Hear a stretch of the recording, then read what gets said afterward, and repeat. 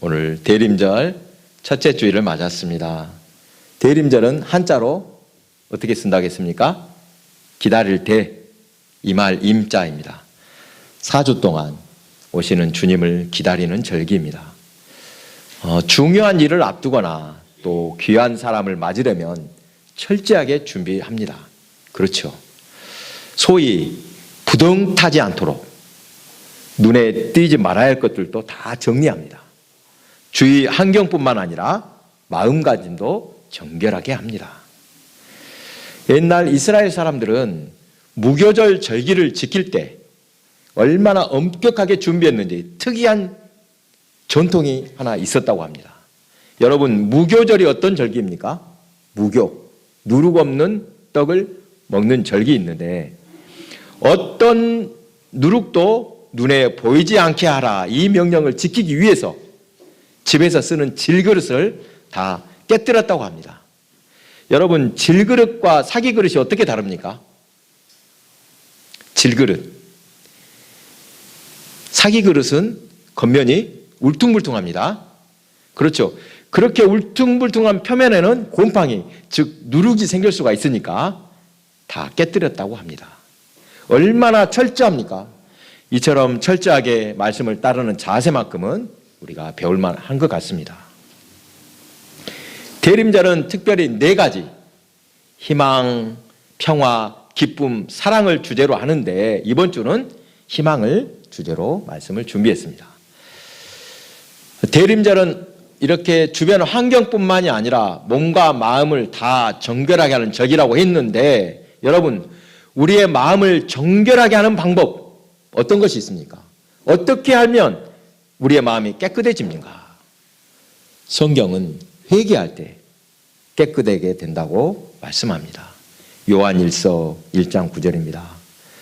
만일 우리가 우리 죄를 자백하면 그는 미쁘시고 의로우사 우리 죄를 사하시며 우리를 모든 불의에서 깨끗하게 하실 것이요. 역대하 7장 14절입니다. 내 이름으로 일컫는 내 백성이 그들의 악한 길에서 떠나 스스로 낮추고 기도하여 내 얼굴을 찾으면 내가 하늘에서 듣고 그들의 죄를 사하고 그들의 땅을 고칠지라. 진심으로 회개할 때 깨끗해집니다. 돌이킬 때 하나님이 고쳐주시겠다고 약속하셨습니다. 하나님은 자신이 죄인임을 자백하고 스스로 낮추는 자를 긍휼히 여기시고 은혜로 죄를 용서해 주십니다. 예수 그리스도의 피와 십자가 그리고 거룩한 말씀으로 씻김을 받습니다. 하나님 앞에서 죄사함을 받고 순결하게 회복이 될 때 여러분, 우리 마음에 죄가 있거나 어떤 눌림이 있으면 진정한 평화와 행복을 맛볼 수가 없습니다. 참된 회개는 우리에게 이러한 평화와 행복을 줄 뿐만이 아니라 또 진짜로 우리 회개라면 어떤 것이 진짜 회개인가? 단순히 잘못했다고 뉘우치고 넘어간 것이 아니라 과거에 죄악된 삶에서 완전히 떠나서 새로운 삶을 살기로 결단하는 내적인 변화와 또 행동의 변화가 따라옵니다. 말로만 회개가 아니라 삶에서 나타난다는 것입니다. 여러분, 회개하라는 말 들으면 어떻습니까? 어딘지 불편하게 여기는 성도들이 많습니다. 뭘 또 회개라고 하는가? 우리가 자주 듣는 말, 어떤 말을 듣고 싶습니까? 믿음, 소망, 사랑, 은혜, 축복, 순종, 회개 이런 말을 듣습니다만 축복이라든지 은혜라든지 사랑 이런 말은 듣기만 해도 기분이 좋아집니다. 그런데 순종해라, 회개하라 좀 부담스럽지 않습니까? 또 자주 쓰는 말은 아니지만 순교라는 말은 왠지 불편함마저 느낄 것입니다. 왠지 순교는 불편해. 여러분, 축복을 받기 위해서는 순종이 필요합니다. 아멘. 하나님 말씀에 순종하지 않으면서도 축복을 구한다. 이것은 우상숭배와 다를 것이 없습니다. 우상숭배하는 자들이 어떤 자들입니까? 하나님의 말씀, 이 공의는 다 필요 없고 오직 나는 잘 먹고 잘 사는 것만 원한다. 이것입니다. 복을 받기 바란다면 무엇부터 해야 하는가? 어떻게든 하나님의 말씀을 한번 지켜보겠다. 이러한 순종의 결단이 있어야 합니다. 물론 이 순종의 삶 쉽지는 않습니다. 말처럼 쉬우면 얼마나 좋겠습니까? 하루아침에 뚝딱 이루어지지 않습니다. 어떻게 합니까? 늘 훈련해야 합니다. 깨어 있어서 하나님께 더 가까이 가겠다고 우리가 생활 습관을 들여야지만 변화되기 시작합니다. 그렇게 한 발 내딛는 성도들이 다 되시기 바랍니다. 오늘 본문 호세아는, 호세아의 별명이 뭐라고 했습니까? 사랑의 선지자인데 이스라엘 왕국 말기 가장 암담한 시절에 활동했던 선지자입니다. 여러분, 마지막 때가 되면 어떻습니까? 세상이 혼란합니다. 그렇죠. 모든 것이 다 뒤죽박죽입니다. 옳고 그름의 판단이 흐려지고 사람들은 당장 눈에 보이는 대로만 살아갑니다. 종교적으로도 타락하고 또 우상 숭배가 만연합니다. 불법 폭력이 난무하고 또 하나님의 공의는 땅에 떨어지고 자비도 없어집니다. 이러한 악이 얼마나 심각하고 무서운 일인지 호세아는 안타까운 심정으로 하나님의 말씀을 전했습니다. 호세아 1장을 보면 하나님께서 그에게 음란한 여인을 아내로 맞아 음란한 자식을 낳으라고 하셨습니다. 이스라엘의 여호와를 떠나서 얼마나 음란해졌는지 한번 깨우쳐 보라 위해서 이렇게 명령하신 것입니다. 호세아는 이 고멜이라는 여인을 아내로 맞아서 자식을 얻었습니다. 그런데 여호와께서 그 자녀들을 기뻐하지 않으셨습니다.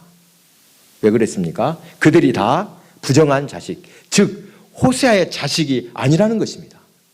고멜은 계속 부정을 저지르며 남편이 준 것, 좋은 것들을 다 다른 남자에게 갖다 주었습니다.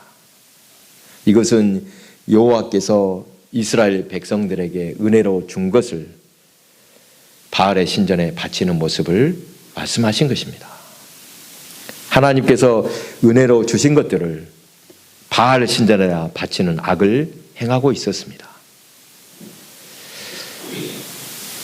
이 음란한 여인 고멜은 항상 집을 나갔습니다. 그때마다 호세아는 나가서 아내를 데려다가 집에 들여다 놓습니다. 또 그러고 나면 다시 나가고 그렇게 반복하는 그런 여인. 여러분 어떻게 해야 됩니까? 여자가 바람나서 부정을 저지르고 집을 나갔습니다.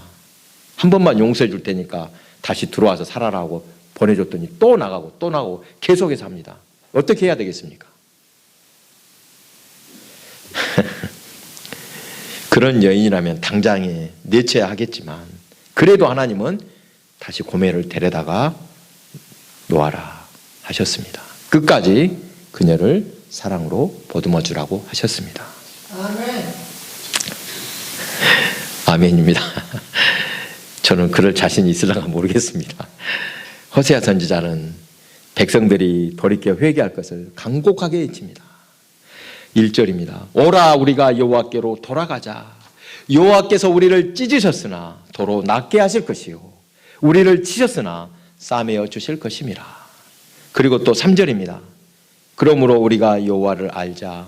힘써 여호와를 알자. 그의 나타나심은 새벽빛같이 어김없나니 비와 같이 땅을 적시는 늦은 비와 같이 우리에게 임하시리라. 여호와를 힘써 알자고 합니다. 하나님을 알기 위해서는 먼저 누구를 알아야 된다고요? 자신이 어떤 존재인가를 알아야 합니다. 이스라엘 백성이 하나님을 알기에 소홀했던 것, 그들 자신이 하나님과 어떤 관계에 있는지를 몰랐기 때문입니다.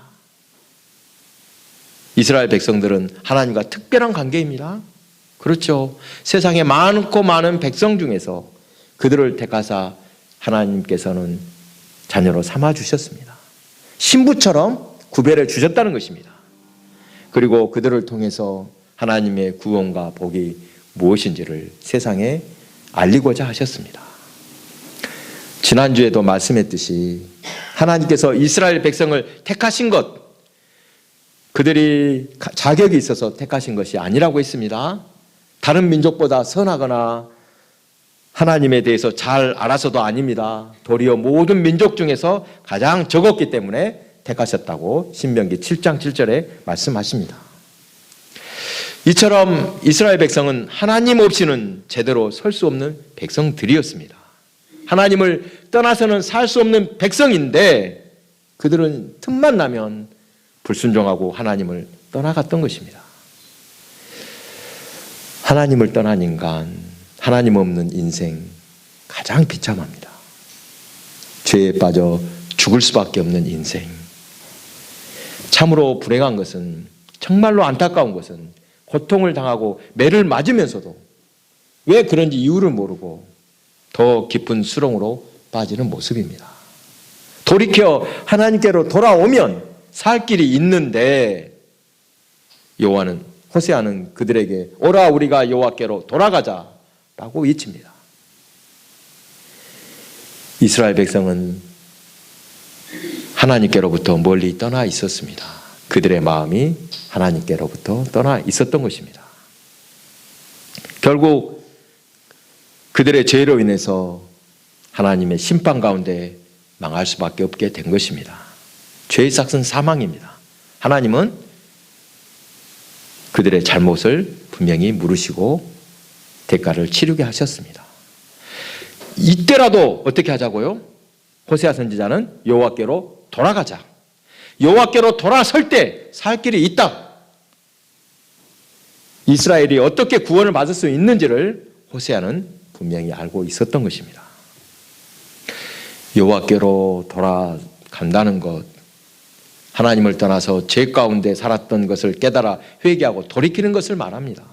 하나님께로 돌아가기만 하면 하나님은 죄인들을 낫게 하시고 싸매어 주셔서 살게 하십니다. 하나님이 그들을 돌이키고자 하시는 이유, 이스라엘을 사랑하시기 때문입니다. 버릴 수가 없기 때문입니다. 사랑하기 때문에 매를 드셨습니다. 이스라엘의 죄를 간과하지 않으시고 벌하신 것도 사실은 그들을 사랑하셔서 살리려는 하나님의 사랑이신 것입니다. 환난 속에서 죄를 깨달아라. 네 어려움을 당하니까 네 잘못을 알겠느냐. 그래서 하나님께 돌아오라는 것입니다. 인간은 하나님께로 돌아가야만 살 수 있는 존재입니다. 믿으시기 바랍니다. 하나님을 가까이 하며 그분을 알아가는 것, 이것은 영원한 생명에 관한 일입니다. 늘 하나님께로 돌이켜서 하나님과 교제하며 더욱 하나님 알아가는 성도들 되시기 바랍니다. 이렇게 하나님이 어떤 분인지 주님의 사랑을 알 때 변화가 찾아옵니다.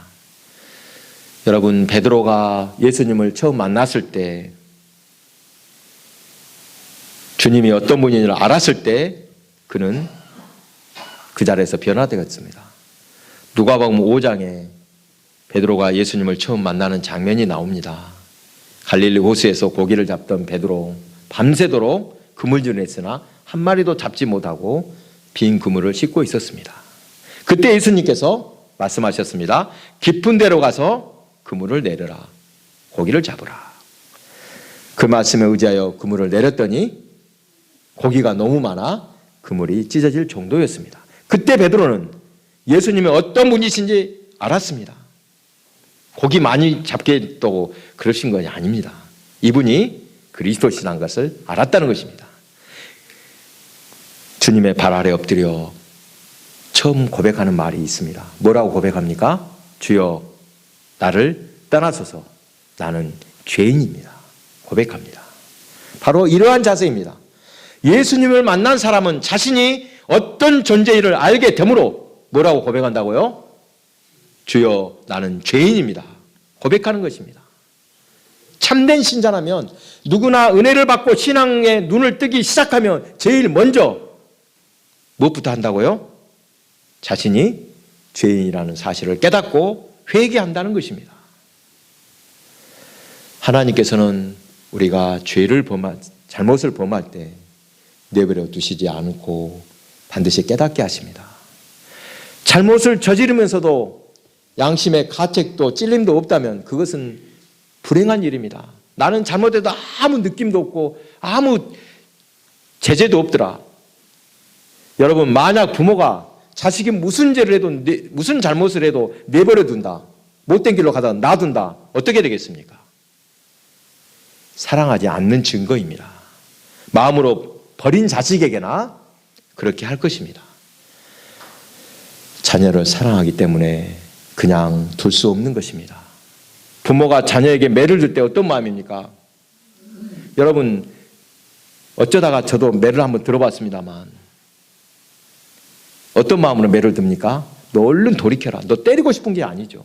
매를 들 때 부모 마음도 아픕니다. 사랑하는 교회 여러분, 하나님께서는 지금 우리에게도 돌이키라, 회개하라 말씀하고 계심을 믿으시기 바랍니다. 우리가 회개하여 돌이키면 어떤 환경에서도 희망이 생깁니다. 그렇다면 지금 가장 시급하게 회개할 것들은 무엇인가? 한번 깊이 돌아보고자 합니다. 오늘은 특별히 그동안 놓치고 있었던 것, 이런 것까지 회개해야 하는가? 이런 것들을 한번 찾아보길 바랍니다. 당연하게 여김으로써 늘 그랬다면서 타성에 젖어서 회개하지 않은 것들이 있었을 것입니다. 오늘은 두 가지만 살펴보겠습니다. 첫 번째, 여러분, 이것도 회개해야 합니다. 나만 생각하고 타인을 돌아보지 않은 것 회개해야 합니다. 이게 무슨 회개할 부분이요? 내가 내 것 먹고 네가 네 것 먹고 서로 타치 안 하고 살면 되지. 여러분, 이러한 자세는 넓게 해석하자면 사랑의 계명을 어긴 것입니다. 여러분, 잘 한번 들어보십시오. 살인하지 말라는 계명을 잘 지키는 것, 어떤 모습이라고 했습니까? 사람을 죽이지만 않으면 살인하지 말라는 계명 잘 지켰습니까? 예수님께서는 마음으로 미워하는 것도 뭐라고 하셨다고요? 살인이라 말씀하셨습니다. 죽어가는 사람을 보고도 내 알 바 아니다, 눈을 감아버리면 그것은 살인과 다르지 않습니다. 왜냐? 사랑하라는 계명을 어긴 것입니다. 세상은 갈수록 편해져서 누구나 배불리 먹고 사는 세상이 되었습니다. 세상이 풍족해졌지요. 옛날에 비하면 정말 꿈만 같습니다. 그렇다고 사람들이 모두 다 행복해졌습니까? 옛날에 보리밥 먹다가 쌀밥 먹으니까 다 행복해졌습니까? 그렇다고 인생을 만족하며 감사한 것이 아닙니다. 끝없는 경쟁 속에서 뒤처지지 않으려고 악착같이 사느라고 더 피곤한 세상이 되었습니다. 이번 대림절에는 나만 생각하고 그렇게 살았던 삶을 돌이켜 회개하는 성도들 되시기 바랍니다. 여러분, 이웃을 돌아보며 살 때 참된 행복을 얻을 수 있습니다. 남을 돕고 헌신하고 봉사해야 복이다, 이런 말에는 분명히 뜻이 있습니다. 남을 도우면 나에게도 분명히 복이 됩니다. 왜 그렇습니까? 제가 한 가지 비결을 알려드리겠습니다. 봉사하면 내가 너한테 사랑을 베풀고 헌신하면 건강해지는 비결도 여기에 있습니다. 여러분, 옥시토신이라는 호르몬 들어보셨습니까? 옥시토신? 별명이 사랑의 호르몬 또는 포옹의 호르몬이라는 별명이 있습니다. 이 호르몬은 친밀감, 신뢰, 공감을 높이는 등 사회적 관계와 감정에 중요하게 영향을 미치는 호르몬입니다. 이 호르몬이 언제 가장 많이 생기는가? 엄마가 품에 안고 애기에게 젖을 먹일 때, 또 스킨십을 할 때, 뭔가를 사람과 깊이 교감할 때 분비가 촉진된다고 합니다. 여러분, 아기를 품에 안고 있는 엄마의 모습 행복해 보이지 않습니까? 품 안에서 아기가 만족해하는 모습을 볼 때 그 모습이 얼마나 사랑스럽게 보이겠습니까? 그러한 마음으로 이웃을 돕고 사랑할 때, 또 좋은 관계를 맺을 때 이 옥시토신이 많이 분비됩니다. 옥시토신은 어떤 효능이 있는가 요즘에 계속 밝혀지고 있습니다. 스트레스를 확 줄여줍니다. 또 근육이나 뼈, 우리 인간의 조직의 재생을 돕습니다. 최근에는 이것이 면역력을 높인다고 합니다. 면역력 높인데 옥시토신이 엄청나게 중요하다고 합니다. 여러분, 우리 오늘도 여러분 몸에 지금 암세포가 생기고 있습니다. 알고 있습니까? 무엇을 먹을 때, 마실 때, 숨 쉬는 것 모든 것이 다 암세포를 만들게 합니다. 그런데 왜 암에 안 걸렸습니까? 암 걸려야지. 바로 면역력이 있기 때문입니다. 이 옥시토신이 면역력을 높여줘서 암을 예방한다는 것입니다. 다이어트에도 도움이 됩니다. 뭔가 폭식을 한다거나 또 뭐 식탐, 약물 중독 이런 것을 감소시키는 효과도 있습니다. 그러니까 자신을 위해서도 이웃과 좋은 관계를 맺고 섬김을 삶을 살아야 합니다. 그동안의 삶을 돌아보며 여러분 이러한 것도 돌이키는 기회로 삼으시기 바랍니다. 두 번째로, 첫 번째는 뭐라고요? 어떻게 할 때? 두 번째는 측은지심. 국률의 마음이 없이 행동하지는 않았는가 돌아보시기 바랍니다. 나만 삶은, 첫 번째는 나만 생각하고 살았던 것도 돌이켜야 될 문제라겠습니다. 두 번째 뭐라고요? 측은지심. 국률의 마음이 없이 행동하지 않았는가. 오늘 본문 6절에 나는 인애를 원하고 제사를 원하지 아니하며 번제보다 하나님 아는 것을 원하노라. 여기서 말하는 인애가 무엇입니까? 곧 국률의 마음, 사랑입니다. 우리 신앙인들은 마음 중심으로 하나님을 섬기는 사람들입니다. 하나님께 기도하며 사는 사람들입니다. 그렇죠. 여러분 어떤 마음으로 기도하십니까? 기도할 때 어떤 마음입니까? 하고 기도합니까? 낮은 마음, 간절한 마음으로 하나님께 꼭 들어주시기를 바라는 마음으로 기도할 것입니다. 신앙인은 늘 기도하는 마음으로 또한 살아야 합니다. 우리에게 사랑과 긍휼을 베풀어 주시기를 바라는 그대로 우리 또한 그러한 삶을 살아야 한다는 것입니다. 그런데 여러분, 이 긍휼을 베풀어야 할 대상을 인간으로만 한정하지 말고 모든 살아있는 것들에게 넓혀가면 좋겠습니다. 모든 것이 다 제자리로 돌아갈 때 세상은 아름다워진다고 합니다. 모든 생물이 다 행복해지기를 바라는 마음, 이것이 하나님의 마음이 아닐까 싶습니다.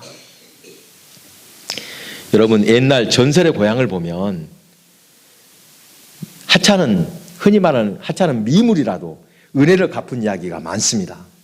여러분, 까치가 종을 7번 친 이야기 기억하십니까? 까치를 살려줬더니 끝까지 생명을 바쳐서 그것들이 은혜를 갚더라.